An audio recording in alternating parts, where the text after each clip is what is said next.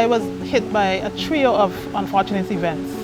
There was a major flood in August of 2017 and followed very shortly by Irma, which was a direct hit to the Virgin Islands with winds gusting over 200 miles per hour, and Maria on its trail 12 days later. A lot of people lost their homes.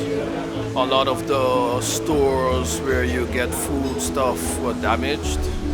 A lot of the roads were blocked. So it was very difficult to access different areas. Between these two storms, the devastation that they left in their path was unparalleled to any other previous storm that we had experienced. We experienced severe devastation, damage to infrastructure, in particular into the housing infrastructure and public infrastructure. Schools were damaged and government offices were damaged. We had approximately 80% of homes around the islands being damaged.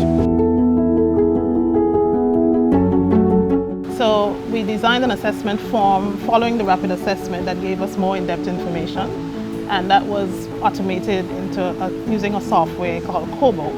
So our enumerators went out into the field, into the communities, and spoke to people, also invited persons into the Red Cross and our social services department to provide the information that was necessary for us to determine their level of need. My thing is that St. Martin doesn't have the tools to gather information, which we are now busy with. So we're busy now gathering information where the, how can you say, the fragile communities are. In case of another disaster, we know who and where the people are that needs help. So, and I guess the social welfare program will also add to that so that we can better support the community if necessary. I have to say that despite the large devastation that we experienced following Hurricane Irma and Maria, the government was very swift in responding to the needs of the people. The system that worked in the Turks and Caicos Islands was very good. It was a public-private partnership system that was employed, recognizing that the government on its own could not have done it. So we embraced the private sector, we embraced the NGOs and the regional and international agencies that came to our assistance, including the UK and the Foreign Commonwealth Office.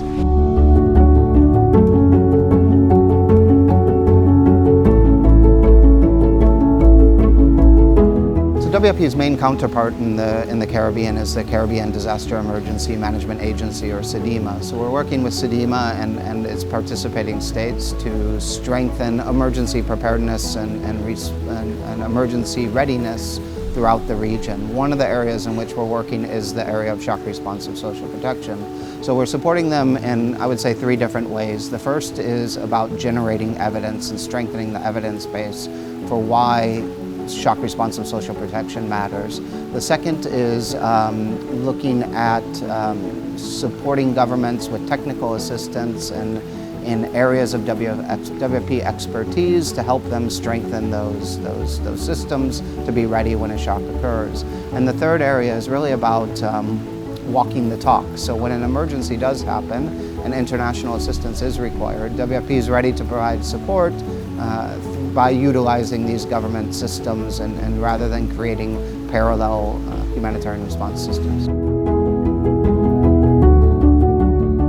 I think this is a very important platform for knowledge exchange, experience exchange. One of the features of CDEMA is that we are designed in such a way that we identify good practices in any of our states, and we model and replicate and we share this across the entire Caribbean to assist with their own improvement.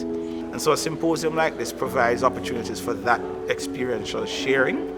It messages that we can in fact change the experiences of the past by having these individuals who talk about their own journey. It provides also the exchanges of new approaches, new technology, new innovation that may be available within a particular member state, but also brought to the fore through partners such as the World Food Programme. WFP has been a very important partner to the government of the Virgin Islands as we're looking at our social protection system, particularly towards establishing a social protection information management system. This would create the database for being able to respond and assist those families in need more efficiently.